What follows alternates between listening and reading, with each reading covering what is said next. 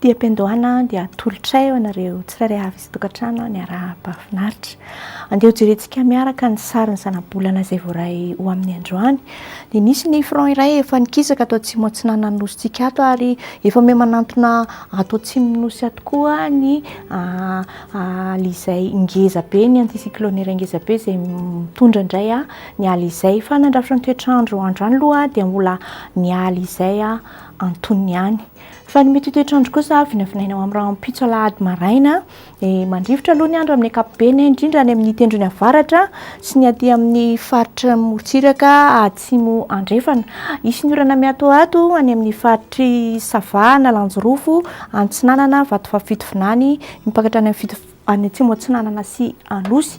Fa andrahoana kosa arahana herika ny ilany atsinanan'ny afovoan-tany, indrindra aty amin'ny faritra Fianarantsoa aty no isy izay herika izay. Ho amin'ny faritra sisa dia maina tanteraka ny toetry ny andro.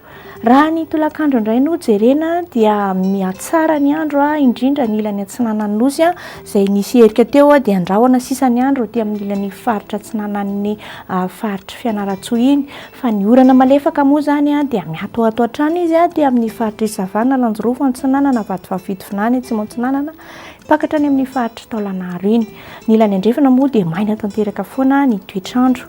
Raha maripana indray no resahantsika dia somary misy fidinany kely, indrindra ny faritry ny afovoan-tany eo any amin'ny faritry Vakinankaratra iny izany 1.2 degré Celsius androany, fa hidina ho 7 degré Celsius mihitsy ho amin'ny rahampitso. Ho amin'ny faritra Antananarivo sy Fianarantsoa dia 4.0 hatramin'ny 2.0 degré Celsius izany maripana izany. Fa ny manodidina Morotsiraka dia 7.0 hatramin'ny 2.0 degré Celsius ny Morotsiraka Atsinanana, 1.0 hatrany amin'ny 3.0 degré Celsius, 2.0 ho amin'ny ilany andrefana.